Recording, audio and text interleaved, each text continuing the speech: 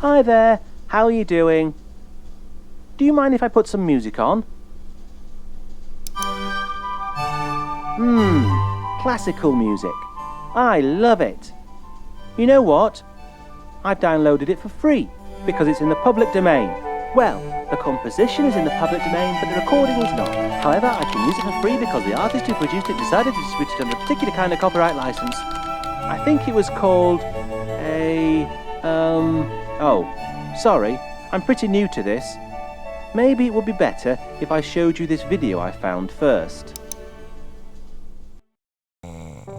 Copyrights are exclusive rights for creators, meaning that they have the right to control them. That way, their efforts can be rewarded and the production of books, songs, films and other works is encouraged. The ultimate goal of copyright is that human knowledge is increased and made accessible to everyone. But it's a trade-off.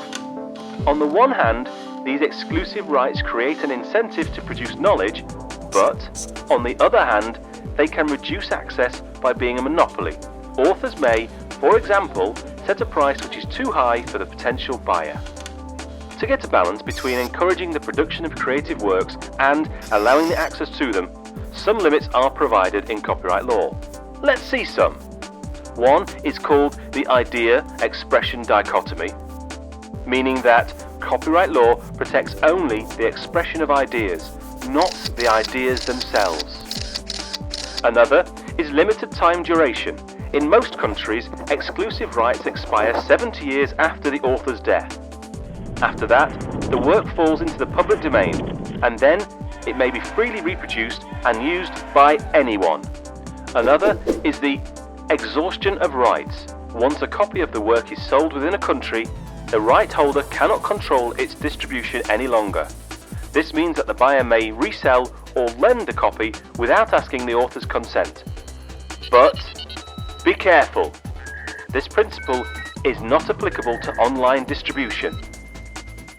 There are copyright exceptions as well. In general, in order to use a copyright work, you must identify the copyright owner and obtain their permission. Because copyright law is pretty complex, this process can be very long and expensive.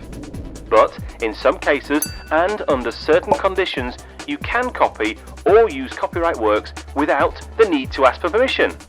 Law in the European Union provides a list of copyright exceptions, such as criticism, news reporting, research or archiving.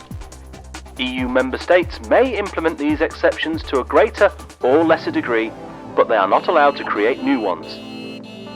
So far, the UK has not exploited all those they could have, but in the near future, the British government will expand copyright exceptions in the belief that this could create new opportunities for economic growth.